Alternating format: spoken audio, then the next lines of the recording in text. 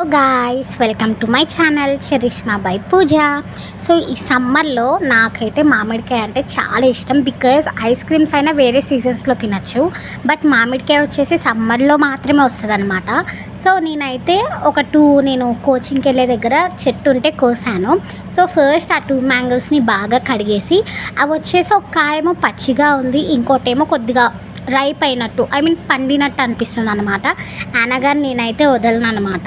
So ఈ మ్యాంగోస్ని బాగా కడిగేసేసి బాగా సన్నగా చాప్ చేసేసి చిన్న చిన్న ముక్కలుగా అయితే కట్ చేశాను అనమాట.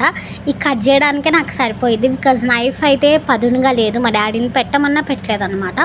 ఇంకా మెల్లి కట్ చేసి ఇందులో ఘట్టం వచ్చేసి ఏంటంటే కోసినప్పుడల్లా ఒక్కొక్కటి తింటానమాట. కారంకి ఉంచాను, కారంతో మిక్స్ చేయడానికి ఉంచాను.